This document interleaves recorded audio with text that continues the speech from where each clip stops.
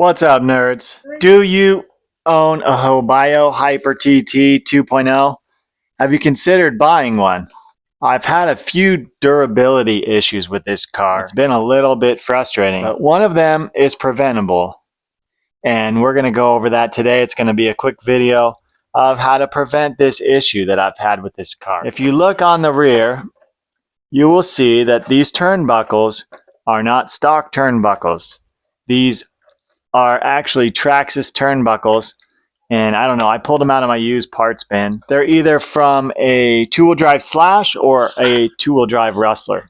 And the reason I had to replace those is because they were completely tacoed. They were completely bent in half, completely destroyed. And in the beginning, I was puzzled as to why that happened.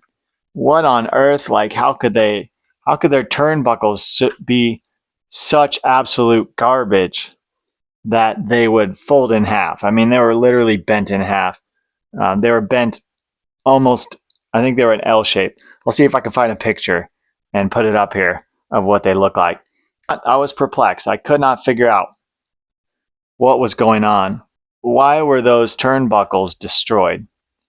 And eventually I did figure it out why. This is the almost ready to run version. When I originally put this car together, I noticed this issue, but I did nothing about it, even though I noticed it and I was going to do something, and I did not. So I want to tell you, to prevent this from happening to you, this is an important modification to make. So I belong to some Hobao Facebook groups, and there's a few guys that have never had this issue, and then there's people like me that have had this issue, and I have had a couple other guys say this. So I think if you run your car on smooth surfaces, say like a clay or carpet track or something, you probably don't have this problem. But my track is outdoor dirt, and these cars get beat up. Like at the end of the day, end of the race day, there's basically whoop-de-doos in this track. It's hammered. It's just destroyed. What is the fix? What is the issue? What is the problem? Why do the turnbuckles bend? And do you need Traxxas turnbuckles? In my opinion, if you do this fix, you're not going to need Traxxas turnbuckles. However, if you decide to go with Traxxas turnbuckles, they fit directly on the rear, no problem, on the inside. So by the tire, you actually have to, I had to use a Dremel tool because the little ball section was too wide and I couldn't fit them in there. So I just Dremeled them. I grinded each side evenly until they fit in there. However, if you do this fix, I do not think you're going to need that. I think the stock ones are just fine. So here's the problem, right? In the rear, the way the body sits, it hits the turnbuckles when it goes through full suspension travel. When you're in full suspension travel, the body actually hits the turnbuckle. That right there is basically full compression.